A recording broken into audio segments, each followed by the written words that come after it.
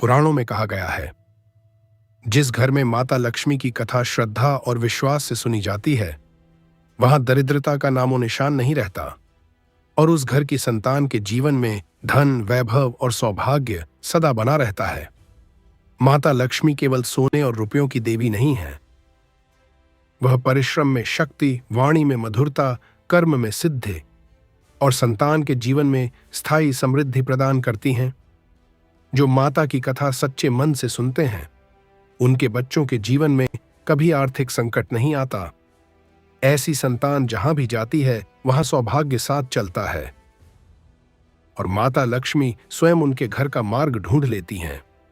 कहते हैं, माता लक्ष्मी की कथा श्रवण से संतान का भाग्य चमकता है, उनके कर्मों में उन्नति होती है और घर में अन्न धन की धारा बहती है। इसी सत्य को सिद्ध करती है यह पवित्र कथा, माता लक्ष्मी कृपा कथा, जिसे सुनने से संतान के जीवन में कभी धन की कमी नहीं रहती। अब आरंभ होती है वह दिव्य कथा, माता लक्ष्मी कृपा कथा। भाग 1, भक्त दंपत्ति की भक्ति और देवी का प्रथम संकेत। बहुत पुराने समय की बात है। हिमालय की तलहटी में स्थित सुकेतपुर नामक ग्राम में एक ब्राह्मण दंपत्ति रहते थे, सुधाकर और भानुमती। दोनों बड़े श्रद्धालु, विनम्र और सत्य प्रिय थे, परंतु उनका जीवन निर्धनता से भरा हुआ था। घर में बस एक मिट्टी का दीपक, एक तुलसी का पौधा और भगवान विष्णु लक्ष्मी की एक छोटी मूर्ति थी। वे प्रतिदिन दोनों समय पूजा करते, परंतु धन का नामो निशान नहीं था। भानुमती प्रातःकाल तुलसी पर जल देती और कहती, हे लक्ष्मी देवी, आप सबको धन देती हैं, पर हमारे घर में आपकी कृपा कब आएगी? सुधाकर मुस्कुराकर कहते, देवी, माता लक्ष्मी न्याय प्रिय हैं। वह परीक्षा लेती हैं, फिर कृपा बरसाती हैं। शायद हमारी परीक्षा अब भी बाकी है। एक दिन ऐसा आया जब घर में अन्न का एक दाना भी नहीं बचा। भानुमती ने आंखों में आंसू भरकर कहा, स्वामी, क्या हमारी संतान भी इसी अभाव में पलेगी? सुधाकर बोले, नहीं देवी, आज हम माता लक्ष्मी की कथा सुनेंगे। पुराण कहते हैं, जो शुक्रवार के दिन माता लक्ष्मी की कथा श्रवण करता है, उसके घर की संतान को जीवन भर धन की कमी नहीं होती। उन्होंने मिट्टी का दीपक जलाया, तुलसी पत्र रखा और माता लक्ष्मी की कथा आरंभ की। रात गहरी हुई, हवा शांत थी। दीपक की लौ एकदम स्थिर हो गई। उसी समय एक दिव्य स्त्री उनके द्वार पर प्रकट हुई। उनके वस्त्र लाल कमल के समान थे, हाथ में स्वर्ण कलश और मुस्कान चंद्र समान। भानुमती कांपते हुए बोली, आप कौन हैं देवी? वह बोली, वत्स, मैं वही हूं जिसे तुम रोज पुकारते हो। मैं लक्ष्मी देवी हूं, तुम्हारी भक्ति से प्रसन्न होकर आई हूं। सुधाकर और भानुमती भूमि पर दंडवत हो गए। माता बोली, वत्स, तुम निर्धन हो, पर तुम्हारी आस्था समृद्ध है। आज मैं तुम्हें ऐसा वरदान देती हूं कि तुम्हारे कुल की हर संतान के जीवन में कभी धन की कमी नहीं होगी। उनके कर्मों में वृद्धि होगी और जहां वे जाएंगे वहां समृद्धि का वास होगा। भानुमती की आंखों से आंसू झरने लगे। उसने कहा, माता, क्या इतना ही वर पर्याप्त है? लक्ष्मी बोली, देवी, ये वरदान केवल धन का नहीं, कर्म फल का है।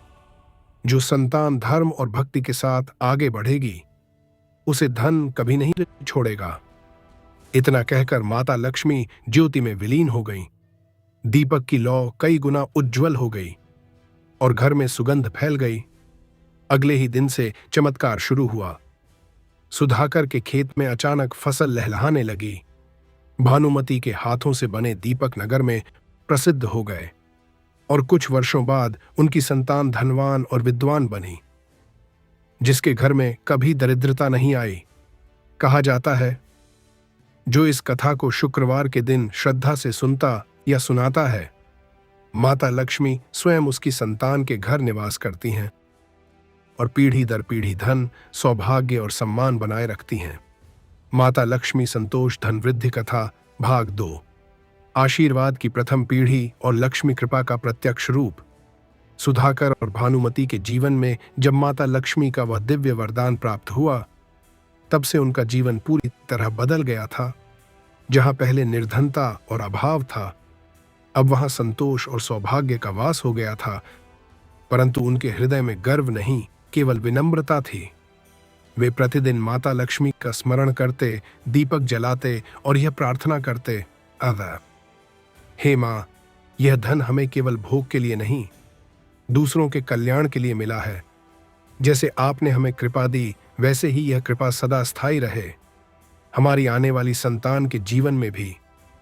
समय बीतता गया। भानुमति ने एक सुंदर बालक को जन्म दिया। उसके जन्म के समय आकाश में हल्की वर्षा हुई।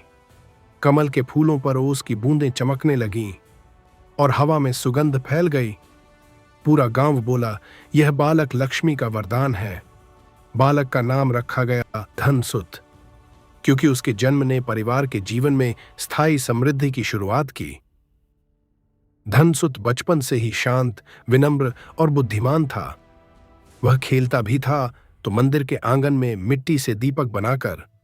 भानुमति अक्सर मुस्कुराकर कहती, देखो, यह दीपक माता की तरह जगमगा रहा है, माता की कृपा का प्रत्यक्ष संकेत।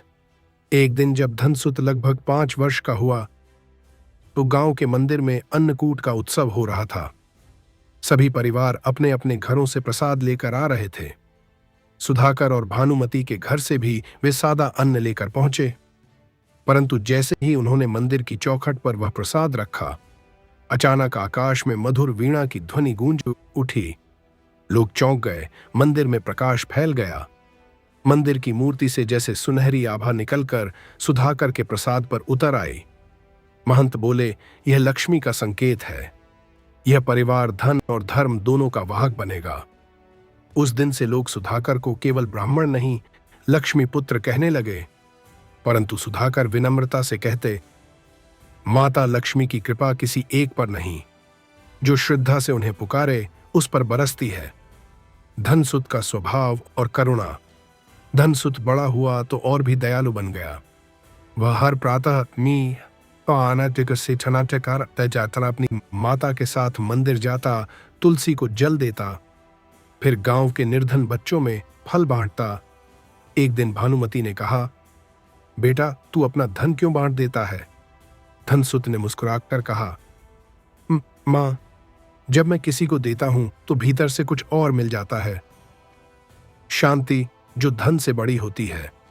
भानुमति की आंखें भर आईं। उसे लगा जैसे माता लक्ष्मी स्वयं उसके बेटे के रूप में बोल रही हों।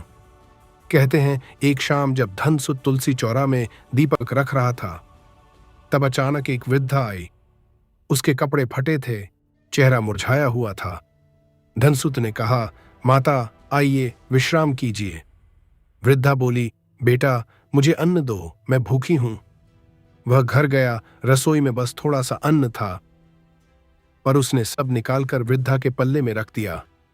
वृद्धा मुस्कुराई और बोली, वत्स, तू नहीं जानता किसे खिला रहा है। और अगले ही क्षण वृद्धा का रूप बदल गया। वह स्वयं लक्ष्मी देवी थीं। उन्होंने धनसुत के सिर पर हाथ रखकर कहा, वत्स, तूने आज मुझे सेवा रूप में पाया। अब तेरे कुल की हर संतान के जीवन में धन की धारा कभी नहीं रुकेगी। धनसुत के शरीर से प्रकाश निकलने लगा। भानुमति बाहर आई, सिर झुकाया और बोली, माता, यह सब आपकी माया है।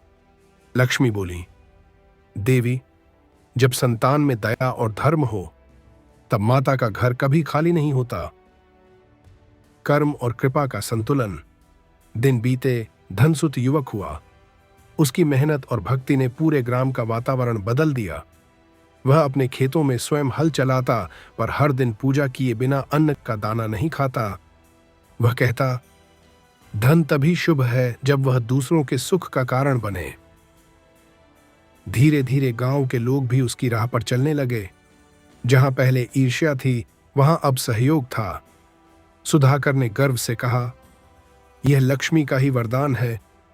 जिस घर में श्रद्धा का दीप जलता है, वहां समृद्धि स्थायी होती है। माता लक्ष्मी का दूसरा दर्शन एक दिन में काम कर रहा था। अचानक हवा चली, धूल उठी और बीच खेत में प्रकाश की रेखा उतरी। वह चौंका। उस प्रकाश में माता लक्ष्मी खड़ी थीं, हाथों में स्वर्ण कलश और अधरों पर दिव्य मुस्कान। वत्स धनसु, उन्होंने कहा, तेरे कुल में मैंने स्थायी निवास किया है, पर याद रख, धन तभी टिकता है जब मन पवित्र रहे। जो धन अहंकार में खर्च होता है वह नाश होता है, पर जो धन दया में बांटता है वह अनंत होता है।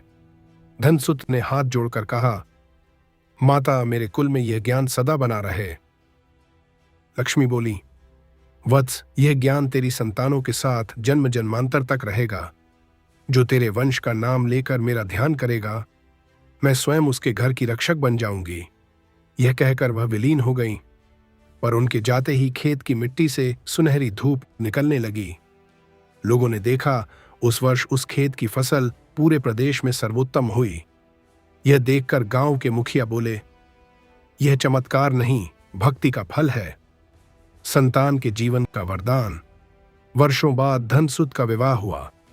उसकी पत्नी कनकमयी भी माता लक्ष्मी की परम भक्त थी। दोनों हर शुक्रवार दीपक जलाकर माता की कथा सुनते। उनके घर में अन्न, धन और सौभाग्य निरंतर बढ़ता गया। धीरे धीरे पूरे प्रदेश में कहा जाने लगा, जहां धनसुत के कुल की कथा होती है वहां दरिद्रता नहीं टिकती। कनकमयी ने एक सुंदर पुत्र को जन्म दिया। उसके जन्म के समय भी वही चमत्कार हुआ। घर की दीवारों पर सुनहरी आभा फैल गई और तुलसी के पत्ते पर दूध की बूंदें झिलमिलाने लगीं। गांव के पंडित बोले, यह तो माता लक्ष्मी का पुनः अवतरण है। यह बालक उनके वचन का प्रतीक है। धनसुत ने कहा, यदि यह मेरी माता की कृपा से जन्मा है तो इसका नाम श्रीधर होगा, क्योंकि लक्ष्मी सदा भगवान विष्णु के श्रीधर रूप के साथ रहती हैं। माता लक्ष्मी की छाया सदा जीवित। सुधाकर वृद्ध हो चुके थे, पर जब उन्होंने अपने पोते श्रीधर को देखा तो बोले, अब मैं निश्चिंत हूं। माता का वचन सत्य सिद्ध हुआ। हमारे कुल की संतान सदा सुखी और संपन्न रहेगी। उसी रात सुधाकर ने अंतिम बार दीपक जलाया और माता का स्मरण किया। कहते हैं, दीपक की लौ नीली हो गई और कमरे में सुगंध फैल गई। भानुमति बोली, देखो स्वामी, यह माता का स्वागत है। और अगले ही क्षण एक शीतल प्रकाश कमरे में फैला। सुधाकर की आत्मा जैसे उस प्रकाश में विलीन हो गई। भानुमति ने मुस्कुराकर कहा, माता, आपने वचन निभाया। अब यह दीप मेरे पोते के हाथों में सौंप रही हूं। उसने श्रीधर को गोद में लिया और कहा, बेटा, यह दीप माता लक्ष्मी का प्रतीक है। जब तक यह जलेगा हमारे कुल का वैभव जीवित रहेगा। उस दिन से यह परंपरा चली। हर पीढ़ी अपनी संतान को वह दीप सौंपती। जिस घर में वह दीप जलता वहां अन्न, धन और शांति की वर्षा होती। भाग 2 का समापन। इस प्रकार माता लक्ष्मी के वरदान का दूसरा चरण पूर्ण हुआ। अब सुधाकर का आशीर्वाद, भानुमति की भक्ति और धनसुत की करुणा, तो तीनों मिलकर उस कुल की पहचान बन गए। कहा जाता है, जो इस कथा के दूसरे भाग को श्रद्धा से शुक्रवार के दिन सुनता है, उसके घर की संतान के भाग्य में धन सौभाग्य स्थायी रूप से जुड़ जाता है। और आज भी जब किसी भक्त के घर में दीपक की लौ बिना हवा के झिलमिलाती है तो लोग कहते हैं, यह माता लक्ष्मी का संकेत है। किसी संतोषी संतान के घर समृद्धि आने वाली है। माता लक्ष्मी संतोष धन वृद्धि कथा, भाग 3। श्रीधर का चरित्र और लक्ष्मी का अद्भुत वरदान। समय बीत गया। सुधाकर और भानुमति का आशीर्वाद अब केवल वचन नहीं, जीवंत परंपरा बन चुका था। उनका पोता श्रीधर अब युवावस्था में प्रवेश कर चुका था। उसकी आंखों में पवित्रता थी, वाणी में मधुरता और हृदय में करुणा। वह रोज सुबह सूर्य उदय से पहले उठता, तुलसी को जल देता, दीपक जलाकर माता लक्ष्मी की स्तुति करता। नमस्तेस्तु महामाये श्रीपीठे सुरपूजिते, शंख चक्र गदा हस्ते महालक्ष्मी नमोस्तुते। उसकी वाणी में इतनी श्रद्धा थी कि सुनने वाला व्यक्ति भी भीतर से निर्मल हो जाता। श्रीधर का जीवन और त्याग। श्रीधर के घर में धन की कोई कमी नहीं थी। सुधाकर का खेत अब फसलों से लहलहा रहा था। धान और गेहूं की बालियां हवा में झूमती थीं। गांव के लोग कहते, यह भूमि माता लक्ष्मी के चरणों से पवित्र हुई है। पर श्रीधर का स्वभाव अद्भुत था। वह धन में नहीं, दान में आनंद पाता था। वह कहता, माता लक्ष्मी धन इसलिए देती हैं कि उसका उपयोग दूसरों के कल्याण में हो। हर शुक्रवार वह गरीब परिवारों में अनाज बांटता और मंदिर में बच्चों को भोजन कराता। लोग पूछते, तू इतना खर्च करता है, क्या तुझे भविष्य की चिंता नहीं? श्रीधर हंसकर कहता, माता लक्ष्मी की कृपा जहां सच्चे मन से की जाती है, वहां भविष्य का भय नहीं रहता। लक्ष्मी की परीक्षा। एक दिन की बात है। श्रीधर अपने खेत से लौट रहा था। संध्या का समय था। आकाश में केसरिया रंग फैला था। रास्ते में एक साधु मिले। वे थके हुए थे, वस्त्र धूल से सने हुए, और उनकी आंखों में भूख की वेदना झलक रही थी। श्रीधर ने तुरंत प्रणाम किया। महात्मन, कृपा करें, मेरे घर चलें, भोजन करें। साधु ने कहा, वत्स, मैं यहां भोजन नहीं, परीक्षा के लिए आया हूं। श्रीधर ने कहा, महाराज, परीक्षा किस बात की? साधु बोले, मैं जानना चाहता हूं कि तेरे कुल में जो लक्ष्मी का वरदान है, वह केवल धन का है या धर्म का भी? श्रीधर बोला, महात्मन, जहां धर्म है वहीं सच्चा धन है। माता ने हमें सोना नहीं, संस्कार दिए हैं। साधु मुस्कुराए। तो फिर आज रात्रि मुझे केवल एक दीपक से तृप्त करना। श्रीधर ने घर जाकर मिट्टी का दीपक लाया, उसमें तिल का तेल डाला और उसे तुलसी के पास रख दिया। रात बीती, साधु ध्यान मग्न रहे। सुबह जब सूरज उगा तो दीपक अब भी जल रहा था, परंतु तेल समाप्त हो चुका था। साधु ने कहा, वत्स, यह साधारण दीप नहीं, यह तेरे वंश की भक्ति का दीप है। इसमें माता लक्ष्मी स्वयं निवास करती हैं। इतना कहकर साधु का रूप बदल गया। वह स्वयं लक्ष्मी देवी थीं। उन्होंने श्रीधर के सिर पर हाथ रखा और कहा, वत्स, तेरी भक्ति से मैं अति प्रसन्न हूं। अब सुन, तुझे और तेरी संतानों को मैं केवल धन नहीं, स्थायी उन्नति का वरदान देती हूं। तेरे वंश की हर संतान को जीवन में कभी दरिद्रता नहीं छुएगी। परंतु याद रख, धन तभी रहेगा जब मन पवित्र रहेगा। श्रीधर भूमि पर गिर पड़ा। आंखों में आंसू लिए बोला, माता, यह आपका साक्षात दर्शन है। अब मेरा जीवन धन्य हो गया। लक्ष्मी बोली, वत्स, मेरा एक संदेश ले। जब कभी मनुष्य केवल धन के पीछे दौड़ेगा तो उसका भाग्य खो जाएगा, पर जो धन में धर्म देखेगा, मैं उसके घर स्वयं आकर निवास करूंगी। फिर वह प्रकाश में विलीन हो गई। समृद्धि का विस्तार। उस दिन के बाद से श्रीधर के जीवन में परिवर्तन आने लगा। जहां पहले सीमित फसल थी, अब भूमि से स्वयं अन्न उपजने लगा। जहां पहले 10 लोग काम करते थे, अब 100 लोग रोजगार पा रहे थे। श्रीधर ने कभी धन अपने लिए नहीं रखा। वह गांव में मंदिर, कुआं और विद्यालय बनवाने लगा। लोग कहते, यह धन नहीं, माता लक्ष्मी की धारा है। जो भी उसकी सेवा करता, उसके जीवन में भी सौभाग्य आने लगा। एक बार गांव का एक निर्धन कुम्हार उसके पास आया और बोला, स्वामी, मेरे हाथों के घड़े अब बिकते नहीं। श्रीधर ने कहा, तू उन घड़ों पर लक्ष्मी का चिन्ह बनाकर बेच। कुम्हार ने वैसा ही किया और अगले ही दिन उसके सारे घड़े बिक गए। वह रो पड़ा, बोला, स्वामी, यह चमत्कार है। श्रीधर बोला, यह चमत्कार नहीं, श्रद्धा की शक्ति है। माता की तीसरी कृपा।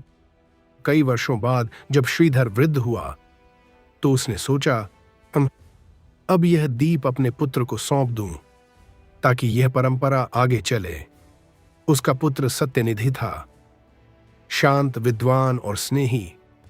श्रीधर ने उसे बुलाकर कहा, बेटा, यह दीप केवल मिट्टी का नहीं, यह हमारे कुल का भाग्य है। इसे केवल तेल से नहीं, श्रद्धा से जलाना। जिस दिन यह दीप बिना हवा के कांपेगा, समझना माता लक्ष्मी का संकेत है। सत्यनिधि ने दीप ग्रहण किया और वचन दिया, पिताश्री, यह दीप कभी नहीं बुझेगा। उसी रात श्रीधर ने माता लक्ष्मी का स्मरण करते हुए कहा, हे देवी, आपने हमारे कुल को अमर कर दिया। अब यह दीप हमारी संतानों में सदैव जलता रहे। और जब उसने आंखें मूंदी तो दीप की लौ स्वयं नीली होकर आकाश में उठी। लोगों ने कहा, देखो, यह माता लक्ष्मी का स्वागत है। सत्यनिधि की परीक्षा। श्रीधर के देह त्याग के बाद सत्यनिधि ने अपने पिता के उपदेशों को जीवन में उतारा, परंतु समय के साथ कुछ व्यापारी और धनी लोग उससे ईर्ष्या करने लगे। वे बोले, यह कुल तो निर्धन ब्राह्मणों का था, अब इतनी समृद्धि कहां से आ गई। उन्होंने सत्यनिधि की परीक्षा लेने का निश्चय किया। एक दिन वे उसके घर आए और बोले, यदि तेरे घर में माता लक्ष्मी का वास है तो हमें प्रमाण दे। हम एक स्वर्ण मुद्रिका तेरे सामने रखेंगे। यदि यह प्रातः तक बढ़ जाए तो हम तेरी भक्ति मान लेंगे। सत्यनिधि ने माता का नाम लेकर कहा, आप इसे दीपक के पास रख दो। रात बीती और सुबह जब वे लौटे तो देखा एक मुद्रिका अब 100 में बदल चुकी थी। वे स्तब्ध रह गए। सत्यनिधि मुस्कुराया, यह चमत्कार नहीं, माता का संकेत है। धन श्रद्धा से बढ़ता है, लोभ से घटता है। भाग 3 का समापन। इस प्रकार माता लक्ष्मी की कृपा तीसरी पीढ़ी में भी स्थिर रही। श्रीधर के जीवन ने संसार को सिखाया कि धन का अर्थ केवल भोग नहीं, सेवा है। जो धन में ईश्वर को देखता है वह कभी दरिद्र नहीं होता। कहा जाता है, जो शुक्रवार की रात्रि में इस भाग का श्रवण करता है उसके घर की संतान के कर्मों में उन्नति होती है और धन का प्रवाह कभी नहीं रुकता। आज भी जब किसी परिवार में अचानक समृद्धि आने लगती है तो बुजुर्ग कहते हैं, यह श्रीधर के कुल का आशीर्वाद है।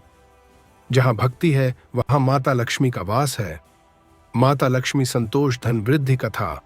भाग 4। धन का धर्म, भक्ति का सत्य और लक्ष्मी का दिव्य उपदेश।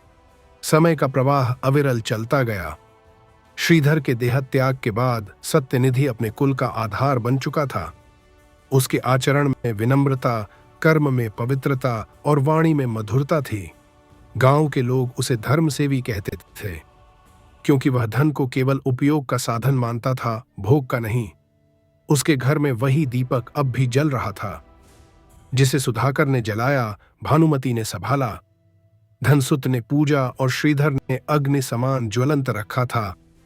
उस दीप की लौ नीली और स्थिर थी, जिसे देख कोई भी व्यक्ति कह देता, यह साधारण दीप नहीं, यह स्वयं माता लक्ष्मी की उपस्थिति है। सत्यनिधि का जीवन और वंश। सत्यनिधि का विवाह वसुंधरा नामक कुलीन और सत्स्वभावा कन्या से हुआ था। वसुंधरा माता लक्ष्मी की परम उपासक थी। वह हर शुक्रवार को घर की दहलीज पर गोबर और पीली मिट्टी से अल्पना बनाती, फिर उस पर चावल की दाल रखकर दीप जलाती। वह कहती, हे मां लक्ष्मी, यह द्वार आपका है। आपका प्रवेश यहां सदा शुभ और मंगलमय रहे। उनके घर में 2 संतानें हुईं, एक पुत्र प्रमोद और एक कन्या प्रभा। दोनों का पालन वैदिक संस्कारों और भक्ति के वातावरण में हुआ। जहां अन्य बच्चे खिलौनों से खेलते थे, वहां प्रमोद मिट्टी से मंदिर बनाता और प्रभा तुलसी के नीचे जल डालती। सत्यनिधि और वसुंधरा अपने बच्चों से कहते, माता लक्ष्मी केवल सोने की चमक में नहीं, मां की सेवा, सत्य बोलने और दान देने में भी बसती हैं। सत्यनिधि की परीक्षा। समृद्धि जब स्थायी होती है तब समय कभी कभी मनुष्य को परखने आता है। एक वर्ष ऐसा आया जब गांव में अकाल पड़ा। धरती सूख गई, बादल गायब हो गए, तालाबों का जल रेत बन गया। लोग भयभीत हो गए। अन्न के बिना जीवन कठिन था। सत्यनिधि ने अपने गोदाम के दरवाजे खोले और कहा, जो भूखा है वह मेरे घर से अन्न ले जाए। उसके मित्र बोले, सत्यनिधि, यदि तू सब बांट देगा तो तेरा परिवार क्या खाएगा? वह मुस्कुराया, जिस घर में माता लक्ष्मी की कृपा हो वहां बांटने से कमी नहीं, बढ़ोतरी होती है। सैकड़ों लोगों ने उसके घर से अन्न लिया और हर दिन आश्चर्य होता, गोदाम खाली नहीं होता था, जितना निकलता उतना ही भर जाता। लोगों ने कहा, यह माता लक्ष्मी की करुणा है। वह स्वयं यहाँ अन्न के रूप में प्रकट हैं। देवी का रात्रि दर्शन। एक रात सत्यनिधि सोया हुआ था। अचानक कमरे में प्रकाश फैल गया।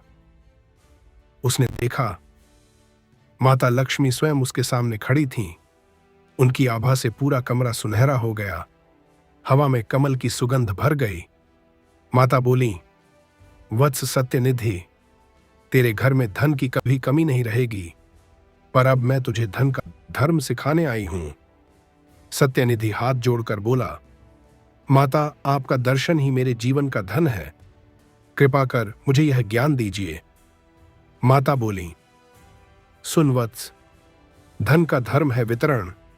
जो धन स्वयं के सुख तक सीमित हो जाए वह दरिद्रता का कारण बनता है, पर जो धन दूसरों की भलाई में प्रवाहित हो वह लक्ष्मी को स्थायी बनाता है।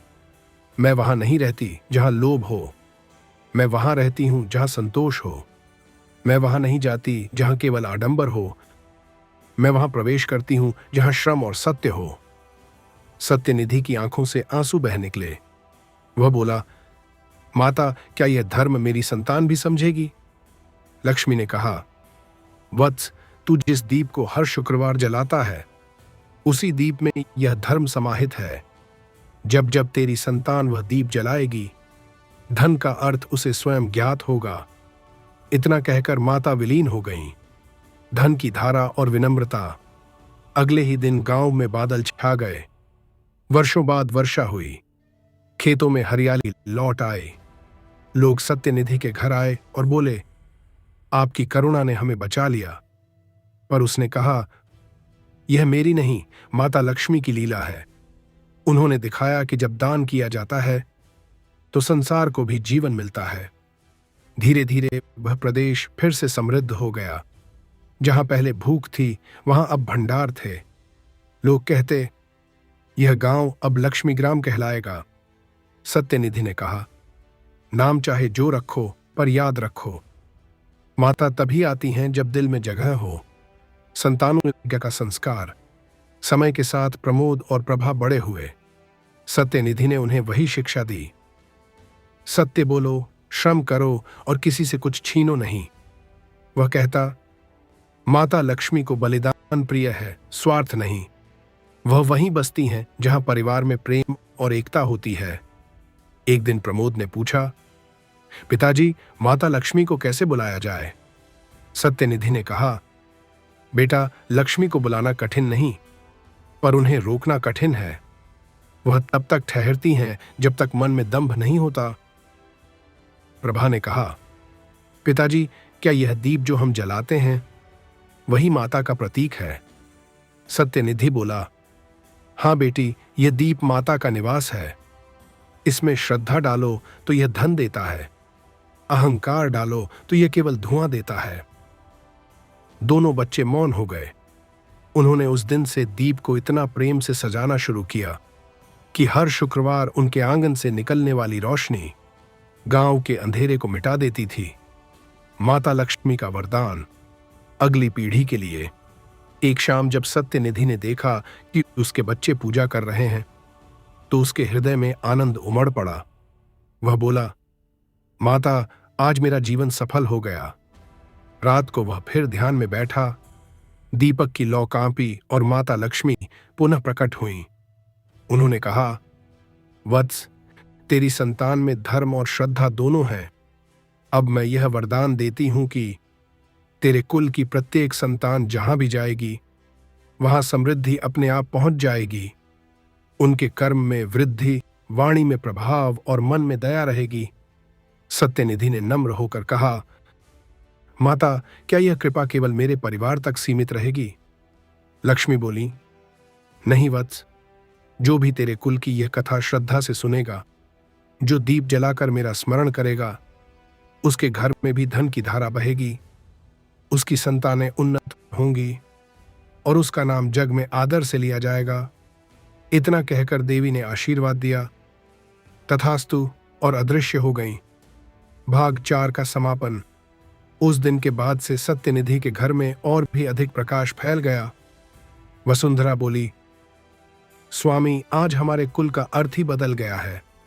अब यह कुल केवल धनवान नहीं, धर्मवान कहलाएगा। कहा जाता है, जिस घर में शुक्रवार के दिन यह कथा सुनी जाती है, वहां बालक बालिकाओं के जीवन में स्थायी धन, सौभाग्य और यश आता है। माता लक्ष्मी स्वयं वहां निवास करती हैं और उनके चरणों की आभा उस घर को कर्ज, दरिद्रता और विपत्ति से मुक्त रखती है। आज भी जब किसी घर में दीपक की लौ अचानक उजली हो उठती है, तो बुजुर्ग कहते हैं, यह सत्यनिधि के कुल का आशीर्वाद है। माता लक्ष्मी वहां प्रवेश कर चुकी हैं। माता लक्ष्मी संतोष धन वृद्धि कथा भाग 5। प्रमोद की परीक्षा और माता लक्ष्मी का साक्षात उपदेश। समय बीत गया। सत्यनिधि और वसुंधरा अब वृद्ध हो चुके थे। उनके पुत्र प्रमोद ने पिता के उपदेशों को हृदय में बसा लिया था। वह हर शुक्रवार तुलसी के पास दीप जलाता, भजन करता और माता लक्ष्मी की आराधना करता। उसकी माता अक्सर कहती, बेटा, इस दीप की लौ में तेरे कुल का भाग्य है। जब तक यह दीप जलता रहेगा, तेरे घर में समृद्धि बनी रहेगी। प्रमोद श्रद्धा से सिर झुकाता और कहता, माता, यह दीप केवल तेल से नहीं, हमारी भक्ति से जलता है। गांव के लोग उसे दानवीर प्रमोद कहने लगे थे, क्योंकि वह अपने धन का उपयोग गरीबों की सहायता में करता था। परंतु समय ने एक दिन उसे भी परखना था। संसार की परीक्षा। 1 वर्ष राज्य में नया कर लगाया गया। व्यापारियों के लिए वह कर बहुत कठोर था।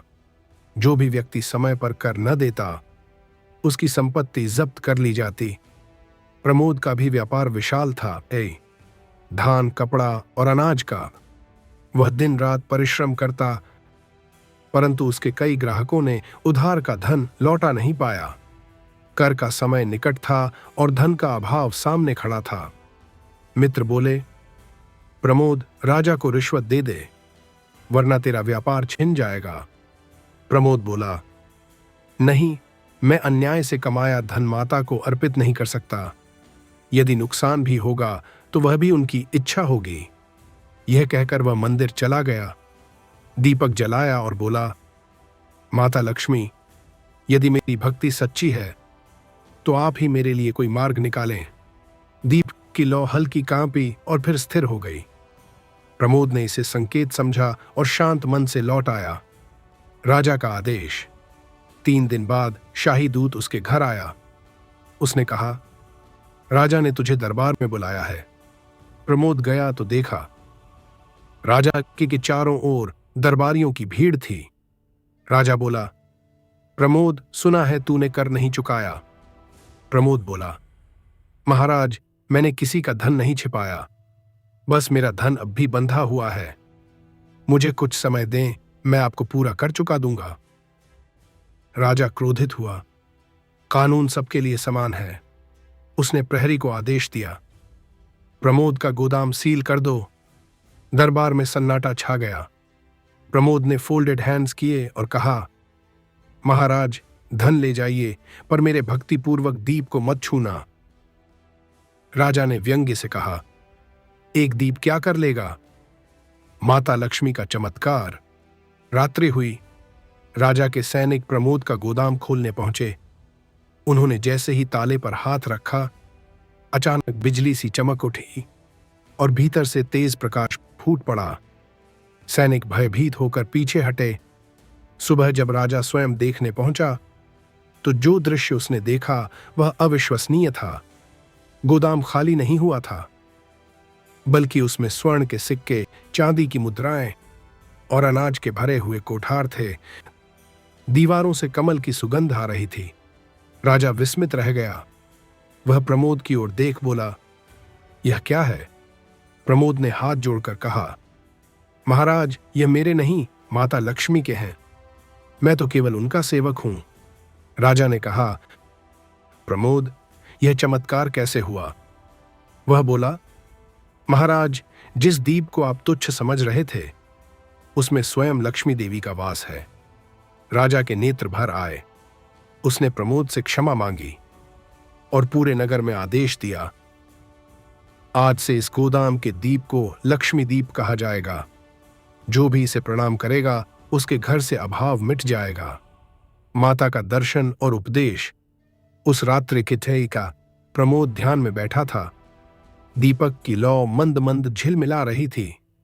अचानक उसी लौ से एक दिव्य आभा निकली और माता लक्ष्मी स्वयं प्रकट हुईं। उन्होंने कहा, वत्स प्रमोद, तूने धर्म का पालन किया, इसीलिए मैंने तेरी परीक्षा में तुझे विजयी किया। अब सुन, यह दीप केवल तेरे लिए नहीं, यह उन सब के लिए है जो सच्चे मन से मुझे स्मरण करेंगे। मैं वहां नहीं जाती जहां छल हो, न वहां जहां अहंकार हो, पर जहां सच्चा परिश्रम और विश्वास हो, वहां मैं सदा निवास करती हूं। प्रमोद ने नम्रता से कहा, माता, क्या आपकी कृपा सदा बनी रहेगी? माता बोली, वत्स, जो यह कथा सुनेगा, जो शुक्रवार को दीप जलाकर मेरा नाम लेगा, उसकी संतति के जीवन में कभी धन की कमी नहीं होगी। उसके घर की स्त्रियां सौभाग्यवती होंगी और उसके पुत्र पुत्रियां कर्मवान बनेंगे। फिर देवी बोली, एक बात याद रख, धन मेरा स्वरूप है, पर यह परीक्षा भी है। जो धन को ईश्वर मान लेता है वह मुझे खो देता है, पर जो धन में ईश्वर को देखता है, मैं सदा उसके साथ रहती हूं। यह कहकर देवी विलीन हो गईं। प्रमोद की आंखों से आंसू झरने लगे। वह बोला, माता, आपने न केवल धन दिया, बल्कि धन का अर्थ भी समझाया। कुल का विस्तार और देवी की छाया। वर्षों बाद प्रमोद का विवाह हुआ। उसकी पत्नी सुहासिनी अत्यंत भक्त महिला थी। दोनों ने मिलकर हर शुक्रवार को कथा और पूजन का नियम बनाया। गांव के सैकड़ों लोग इस कथा में भाग लेने लगे। धीरे धीरे लक्ष्मी दीप की प्रसिद्धि दूर दूर तक फैल गई। जो व्यक्ति दरिद्र होता, वह वहां आकर दीपक के आगे प्रणाम करता और अपने घर में वही दीप जलाता। चमत्कार यह कि हर घर में समृद्धि लौट आती। किसी के घर खोया व्यापार चल पड़ा, किसी के बेटे को रोजगार मिला, किसी स्त्री की गोद भरी। लोग कहते, यह दीप माता लक्ष्मी का साक्षात रूप है। प्रमोद ने कहा, नहीं, यह दीप माता का दूत है। यह हमें याद दिलाता है कि धन तब पवित्र होता है जब उसमें दया और धर्म जुड़ा हो। धर्म और धन का संतुलन। समय के साथ प्रमोद का पुत्र सुमेध युवा हुआ। उसमें बुद्धि और सौंदर्य दोनों थे, परंतु उसके मन में एक प्रश्न उठता, धन इतना आवश्यक क्यों है? एक दिन उसने अपने पिता से पूछा, पिताजी, यदि माता लक्ष्मी धन की देवी हैं, तो क्यों कुछ लोग निर्धन रहते हैं? प्रमोद ने कहा, बेटा, धन केवल पाने की वस्तु नहीं, यह अनुभव की परीक्षा है। माता लक्ष्मी हर मनुष्य को धन देती हैं, पर सब उसे संभाल नहीं पाते। जिसके मन में लालच होता है, वह धन को खो देता है, और जिसके मन में संतोष होता है, वह धन को बांटकर भी समृद्ध रहता है। सुमेध ने कहा, तो क्या यह दीप हमारी संतानों के लिए भी यही अर्थ रखेगा? प्रमोद मुस्कुराया, हां बेटा, जब तक यह दीप जलेगा, तेरे कुल में कोई दरिद्र नहीं होगा। भाग 5 का समापन। उस दिन के बाद से उस कुल का नाम लक्ष्मी कुल रखा गया। कहा जाता है, जब शुक्रवार की संध्या में प्रमोद अपने परिवार के साथ दीप जलाता, तो घर की दीवारें हल्की सुनहरी चमक से दमक उठती थीं। वह केवल तेल का प्रकाश नहीं था, वह माता लक्ष्मी की उपस्थिति का संकेत था। जो कोई इस कथा को श्रद्धा से सुनता है, उसके घर में धन, सुख और सौभाग्य का प्रवाह होता है। उसकी संतानों के कर्म पवित्र होते हैं और उनके जीवन में कभी आर्थिक संकट नहीं आता। आज भी कहा जाता है, जब किसी के घर का दीप बिना कारण स्वयं प्रज्वलित हो उठे, तो समझो माता लक्ष्मी ने वहां प्रवेश किया है, और वह परिवार, वह संतान, वह वंश कभी धनहीन नहीं रहता। माता लक्ष्मी संतोष धन वृद्धि कथा, भाग 6। सुमेध की साधना और माता लक्ष्मी का दिव्य संवाद। प्रमोद के आशीर्वाद से सुमेध अब युवावस्था में प्रवेश कर चुका था। उसके व्यक्तित्व में एक अद्भुत तेज था। चेहरे पर संतुलन, वाणी में मधुरता और व्यवहार में नम्रता। गांव के लोग कहते, यह युवक किसी ऋषि का अवतार है। इसके शब्दों में धर्म की गूंज सुनाई देती है। वह रोज प्रातःकाल सूर्य की पहली किरण के साथ उठता, तुलसी चौरा के पास दीप जलाता और माता लक्ष्मी का यह मंत्र उच्चारण करता, एयुएम श्रीं ह्रीं क्लीं श्री सिद्ध लक्ष्मी नमः। हर शुक्रवार को वह माता की कथा स्वयं वाचता और परिवार के सभी सदस्य उस दीपों ओर बैठकर श्रवण करते। परंतु उसके मन में एक प्रश्न बार बार उठता, धन क्या केवल पाने की वस्तु है या यह ज्ञान के साथ ही स्थायी रहता है? सुमेध का चिंतन और तपस्या। एक दिन सुमेध अपने पिता प्रमोद के पास पहुंचा। वह बोला, पिताजी, आपने माता लक्ष्मी की कृपा से असीम समृद्धि प्राप्त की है, परंतु मैं देखता हूं कि कुछ लोग बहुत धनवान होते हुए भी दुखी रहते हैं। क्यों? प्रमोद मुस्कुराया और बोला, बेटा, धन एक साधन है, सुख नहीं। धन तभी सुख देता है जब उसके साथ विवेक हो। बिना विवेक का धन विष समान होता है। सुमेध बोला, तो क्या ज्ञान धन से बड़ा है? प्रमोद ने कहा, हाँ बेटा, ज्ञान धन का दिशा सूचक है। जहां ज्ञान है वहां धन स्वयं आता है। सुमेध ने निश्चय किया कि वह इस सत्य को अनुभव करेगा। वह हिमालय की ओर निकल पड़ा, क्योंकि उसे भीतर से आवाज आई, जब तक तू धन और ज्ञान के संबंध को नहीं समझेगा, तब तक माता लक्ष्मी का अर्थ नहीं समझेगा। वह पहाड़ों के बीच एक प्राचीन आश्रम पहुंचा। वहां एक वृद्ध योगी ध्यान में लीन थे। सुमेध ने प्रणाम किया और बोला, गुरुदेव, मुझे धन और ज्ञान का रहस्य बताइए। योगी ने नेत्र खोले।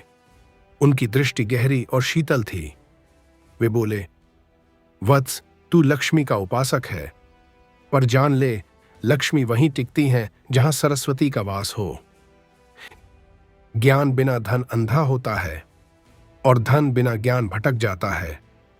तू यदि सच्चा उपासक बनना चाहता है तो पहले ज्ञान का दीप जलाना सीख। सुमेध ने वचन दिया, गुरुदेव, मैं यही करूंगा। ज्ञान की साधना और देवी का संकेत। सुमेध ने वर्षों तक वेद और उपनिषदों का अध्ययन किया। वह कर्म, धर्म और अर्थ के रहस्यों को समझने लगा। हर रात्रि वह दीपक के पास बैठकर लिखता, धन वही पवित्र है जो दया में प्रवाहित हो। एक दिन जब वह अध्ययन कर रहा था तो दीपक की लौ कांपी। वह चौंका। धीरे धीरे लौ से एक मंद प्रकाश निकला और कमरे में सुगंध फैल गई। उसने देखा, लक्ष्मी देवी स्वयं प्रकट थीं, किंतु इस बार उनके साथ सरस्वती देवी भी थीं। दोनों देवियां मुस्कुरा रही थीं। सुमेध भूमि पर गिर पड़ा। माता, मैं धन और ज्ञान दोनों की शरण में हूं। लक्ष्मी बोली, वत्स, तू वही प्रश्न खोज रहा है जो युगों से मनुष्य पूछता आया है। सरस्वती बोली, धन और ज्ञान दो धाराएं हैं, एक बहाव देती है, दूसरी दिशा। जब दोनों मिलती हैं तब जीवन में समृद्धि और स्थिरता आती है।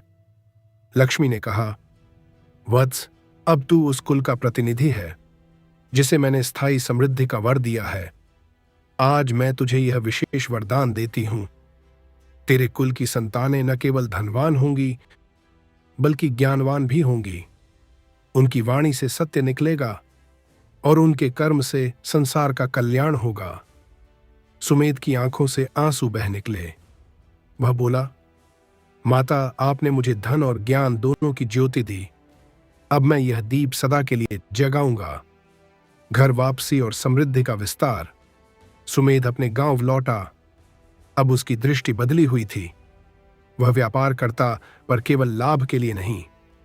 वह हर सौदे में धर्म देखता। वह कहता, यदि व्यापार में छल है तो वह लाभ नहीं, अभिशाप है।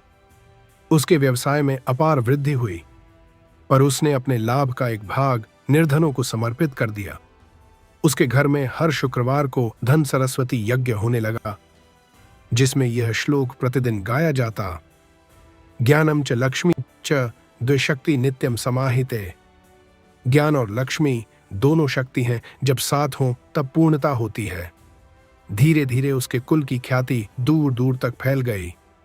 लोग कहते, सुमेध का नाम सुनते ही भाग्य जाग उठता है। देवी का पुनः दर्शन। एक रात्रि सुमेध ध्यान में था। वह बोला, हे माता, आपने धन और ज्ञान दोनों दिए, अब बताइए इसे कैसे स्थायी रखूं? लक्ष्मी की वाणी आकाश में गूंजी, वत्स, जब तक तू धन को साधन और ज्ञान को साध्य मानता रहेगा, तब तक दोनों तेरे साथ रहेंगे। और जिस दिन तू धन को लक्ष्य बना लेगा, ज्ञान तुझसे दूर चला जाएगा, और जब ज्ञान चला जाएगा तो मैं भी चली जाऊंगी। सुमेध ने कहा, माता, मेरे वंश में यह नियम सदैव जीवित रहे। लक्ष्मी बोली, तथास्तु, अब से तेरे कुल में कोई भी संतान ऐसी नहीं होगी जो केवल धन का लोभी हो। हर पीढ़ी में कोई न कोई व्यक्ति ऐसा जन्मेगा जो धन को धर्म में और धर्म को जन कल्याण में बदलेगा। समृद्धि का नूतन युग। सुमेध ने अपने गांव को श्रीग्राम नाम दिया। वहां उसने विद्यालय, मंदिर और गौशाला स्थापित की। उसने कहा, यह सब माता के धन का ही उपयोग है। जब धन ज्ञान में प्रवाहित होता है तो वही सच्चा लक्ष्मी पूजन होता है। उसके परिवार में प्रेम, सहयोग और सम्मान की लहर फैल गई। लोग कहते, यह कुल केवल समृद्ध नहीं, पवित्र है। हर पीढ़ी में यह परंपरा चली कि शुक्रवार की रात्रि को दीप जलाने से पहले लक्ष्मी और सरस्वती दोनों का ध्यान किया जाए। जो घर यह नियम अपनाता, वहां केवल धन ही नहीं, बुद्धि और सद्भाव भी बढ़ते। भाग 6 का समापन। जब सुमेध वृद्ध हुआ तो उसने अपने पुत्र को बुलाया और कहा, बेटा, यह दीप केवल समृद्धि का प्रतीक नहीं, यह संतुलन का प्रतीक है। धन और ज्ञान दोनों जब साथ चलते हैं तब जीवन में सुख स्थायी होता है। फिर उसने दीप माता लक्ष्मी के चरणों में रख दिया। उस क्षण आकाश में हल्का नील प्रकाश फैला, कमल की वर्षा हुई और मंदिर की घंटियां अपने आप बजने लगीं। कहा जाता है, जो शुक्रवार की रात्रि को यह भाग 6 श्रद्धा से सुनता है, उसके घर में केवल धन ही नहीं, संतान में विवेक, बुद्धि और सफलता भी स्थायी होती है। आज भी जब किसी घर की संतान धन के साथ ज्ञानवान होती है तो लोग कहते हैं, यह सुमेध के कुल का आशीर्वाद है। जहां लक्ष्मी देवी और सरस्वती देवी साथ निवास करती हैं। माता लक्ष्मी संतोष धन वृद्धि कथा, भाग 7। धन की सेवा, अन्न की महिमा और माता का प्रकट रूप। सुमेध के स्वर्गारोहण के कई वर्षों बाद उसके पुत्र विवेकानंद ने पिता की परंपरा को जीवित रखा। उसके घर में वही दीपक आज भी जलता था, वही जो सुधाकर, भानुमति, धनसुत, श्रीधर, सत्यनिधि, प्रमोद और सुमेध ने श्रद्धा और भक्ति से संभाला था। पर अब समय बदल चुका था। राज्य बढ़े थे, नगर बने थे और लोगों की आवश्यकताएं अनेक हो चुकी थीं। विवेकानंद के पास संपत्ति बहुत थी, परंतु उसके हृदय में सदा यह भावना रहती, धन तभी सार्थक है जब उससे किसी की भूख मिटे। हर दिन सुबह वह तुलसी के पास दीप जलाता और माता से प्रार्थना करता, हे अन्नपूर्णे, हे महालक्ष्मी, मेरे घर के अन्न में आपकी कृपा बनी रहे ताकि कोई भी भूखा न सोए। भोजन की महत्ता और व्रत की शुरुआत। एक बार गांव में भयंकर सूखा पड़ा। खेतों में फसल नहीं हुई, तालाब सूख गए और लोग अन्न के दाने दाने को तरसने लगे। विवेकानंद ने यह दृश्य देखा तो उसका हृदय द्रवित हो गया। उसने कहा, माता लक्ष्मी की कृपा तो केवल धन में नहीं, अन्न में भी है। यदि अन्न नहीं रहा तो जीवन कैसे रहेगा? उसने अपने बड़े भंडार के द्वार खोल दिए और कहा, जब तक यह घर रहेगा कोई भूखा नहीं सोएगा। हर दिन उसके घर के सामने सैकड़ों भूखे लोग कतार में लगते और उन्हें प्रसाद रूपी अन्न मिलता।